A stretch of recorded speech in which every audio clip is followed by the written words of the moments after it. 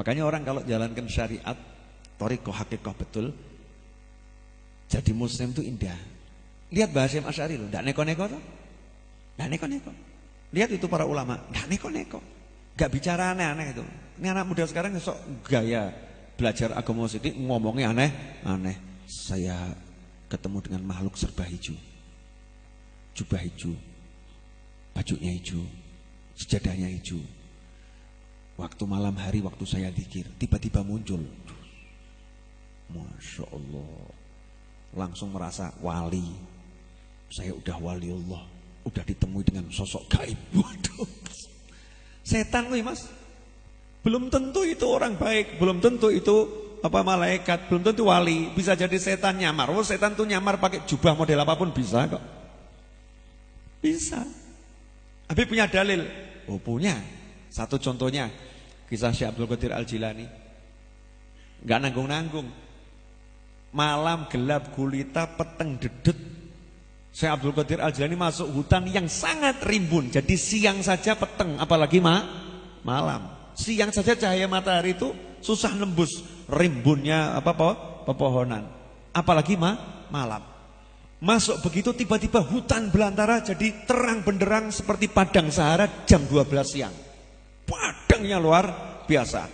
Setelah itu muncul suara gaib mengatakan, "Ya Abdul Qadir, aku Tuhanmu. Mulai detik ini semua yang haram halal buat kamu." Coba kalau itu Mas Agus. Langsung yes. Habib Novel gak level sama saya. Level saya udah lain. Besoknya ditanya sama Habibnya, "Kenapa kamu gak sholat?" Buat Habib wajib, buat saya tidak. Masya Allah. Luar biasa ini. Termasuk manusia-manusia yang tersesat kalau begitu kan ya. Naudzubillah min dzalik. Syekh Abdul Qadir Al-Jilani langsung ambil batu, ngelempar ke atas. Ya, sambil teriak, "Menyingkir kamu, ikhsa. Tersungkurlah, menyingkirlah, wahai yang terlaknat." Terus berubah jadi peteng dedet lagi. Suaranya berubah langsung. "Kayak kok ngertiin aku iblis? Kamu kok tahu kalau saya iblis?" Oh, ini udah puluhan ribu nih yang model ahli zikir, ahli wirid, ahli ibadah. Saya sesatkan dengan cara yang seperti ini. Kalau yang enggak ahli wirid terus enggak usah disesatkan dengan cara begitu. Kenapa? Kita wong wedok wis tersesat. Sing wedok kayak lanang wis tersesat, gleng-glengan udah tersesat. Memang proses setan menyesatkan kan lain-lain. Lah ahli wirid kayak wedok orang ngaruh, wedok kayak tembok lho, ora gak ngaruh.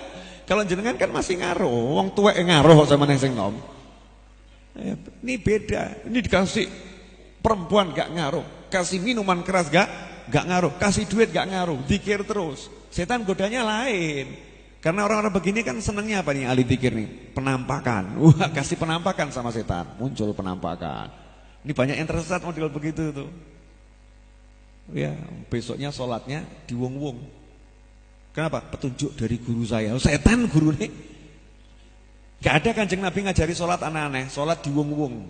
Sholat di atas genting. Ada Nabi ngajari sholat di atas genting? Gak ada. Sholat di masjid. Sholat di masjid. Jadi kalau melihat model begitu, ini ciri-ciri pengikut setan. Di atas genting loh ya. Aneh atau itu?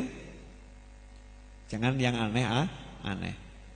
Maka ditanya sama setan, iblis tadi. Bukan setan, iblis. Oh, setan gak mempan mau ngetes Syekh Abdul Qadir aja gak level. Masuk Syekh Abdul Qadir Al-Jilani sing ngetes setan. Awake dhewe iki setan sing ngetes. Syekh Abdul Qadir Al-Jilani iblis langsung nih. Jenderalnya setan yang goda Nabi Adam. Kamu kok bisa-bisanya lolos dari godaan saya ini? Kenapa? Jawabannya keren. Bukan saya banyak wirid, saya banyak zikir. Gak begitu. Di dadaku adalah ilaha illallah. Jadi ketoan ke setan. Gak begitu. Tidak. Simple. Syariat.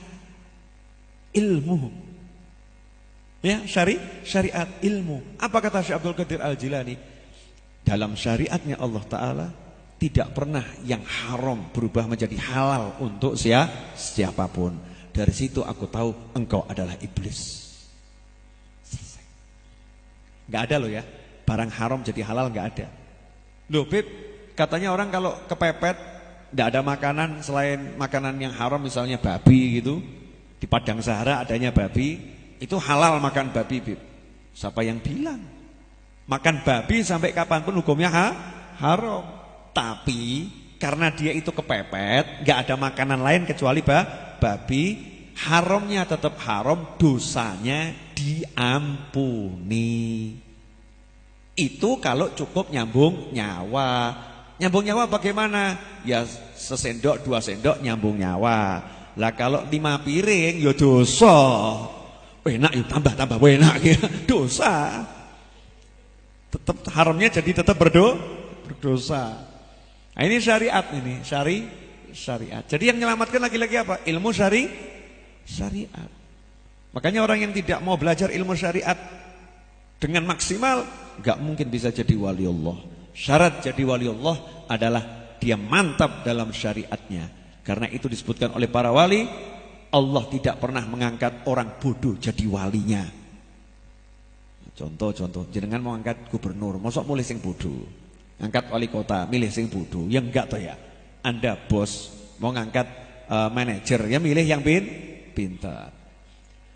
Kalau ternyata kita ini bodoh, kok ternyata mau dijadikan wali sama Allah dibuat pinter. Allah buat pinter gampang, klik pinter.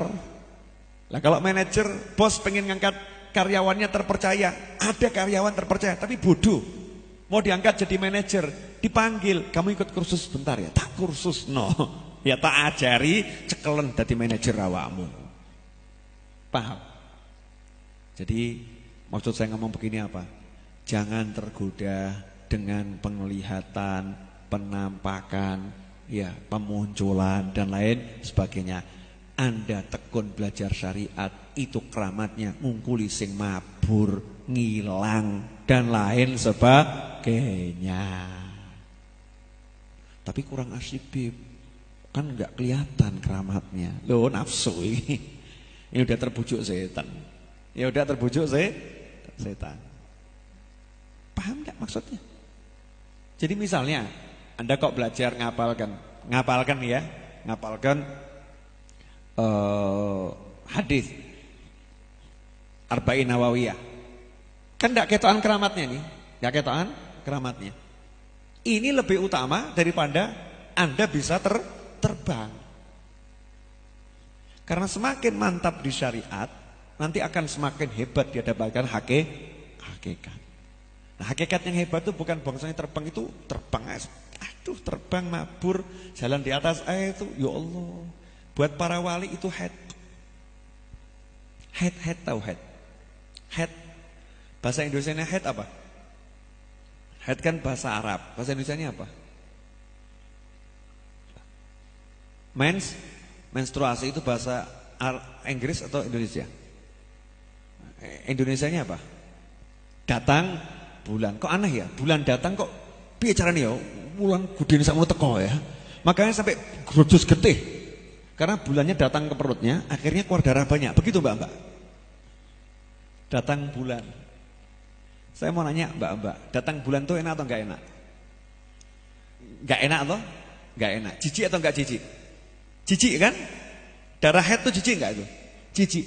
Para wali itu kalau dapat keramat bisa jalan, bisa terbang, bisa nyelam, bisa ngilang. Beliau-beliau itu jijik. Jijik. Tapi harus dijalani, harus dilakoni, betul kan ya? Ya head harus dilakoni, ditempeli keramat sama Allah Ta'ala ya, harus bersyukur. Tapi ini jijik, kenapa jijik? Karena ini bisa menyebabkan orang itu tertipu. Contohnya mbak-mbak ini banyak yang tertipu.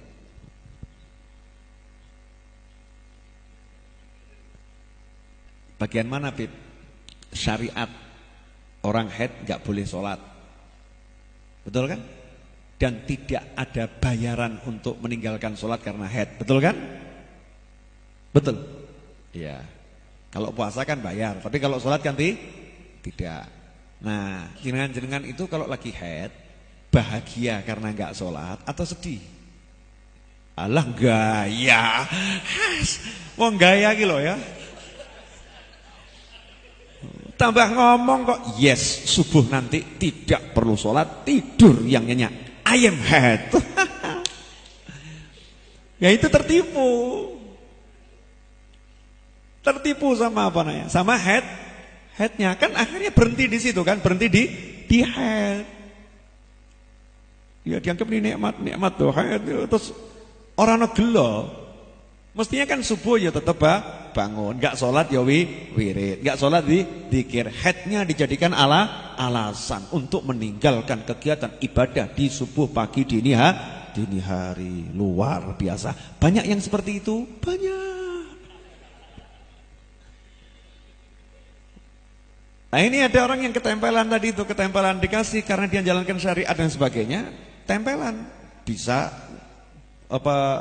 jalan di atas air. Wah, lali ngelihat itu, dia lihat tuh, aku bisa jalan di atas air, pamer. Aku jalan di atas air. Akhirnya hidupnya cuma apa? Pamer jalan di atas air. Tertipu dia dengan itunya. Nah, para wali tidak mau tuh tertipu, tidak mau. Pengen naik. Jadi dapat begini seperti kotoran. Singkirkan aja yang ini, cari yang lain. Makanya wali-wali besar itu justru nggak ketoan keramatnya. Nyantai, diem, ditabrak yang gelundung. Ya, ditabrak ya, gelundung. Kan yang model-model begini-begini nih, kelas-kelas level rendah-rendah seperti ini nih, yang dibayangkan sing arep nabrak mental dhewe. Betul kan? Betul kan? Orang juatas mental. Ini level celemindi. Kalau levelnya tinggi, lain. Justru kalau di jotos ben nganti metu gete. Ya tapi ya coba kayak jotos ngendo gitu loh ya. Tapi kalau kena ya biar terluka. Kenapa? Gak mau kelihatan punya kelebihan yang model begitu. Justru hatinya itu udah sampai makrifah yang luar biasa. Makanya Kanjeng Nabi Muhammad SAW dipanah tembus. Betul? Sholat berdiri lama, kakinya bengkak. Kanjeng Nabi kok segini abu ya? Dipanah kok tembus ya? Kurang sekti, ngawur awakmu. Ngawur. Sesempurna-sempurnanya ciptaan Allah Ta'ala adalah baginda Muhammad SAW. Tapi dipanah ya tembus, ya kan ya? Sholat ya kakinya bengkak, diracun juga kena. Walaupun efeknya mestinya mematikan langsung, tapi Rasul diracun tidak langsung meninggal dunia. Proses lama sekali, umur 63 tahun meninggal dunia. Hikmah dari Allah Ta'ala bahwasanya wafatnya Nabi Muhammad termasuk gugur sebagai syuhada. Itu pendapat ulama begitu. Jadi kenapa diizinkan kena racun? Karena biar Rasul dapat titel wafat sebagai syuhada. Karena pangkat syuhada itu tingginya luar biasa. Dan semua pangkat yang tinggi harus dimiliki Nabi Muhammad SAW. Terus jangan kemudian ngomong, aku racunan ya. Ben mirip Kanjeng Nabi, ngawur.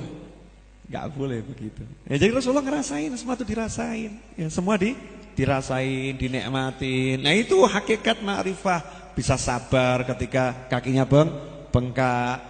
Sabar ketika kelaparan. Bisa ngerasakan semua itu. Nah itu capek naik kendaraan, sebetulnya bisa kling langsung nyampe.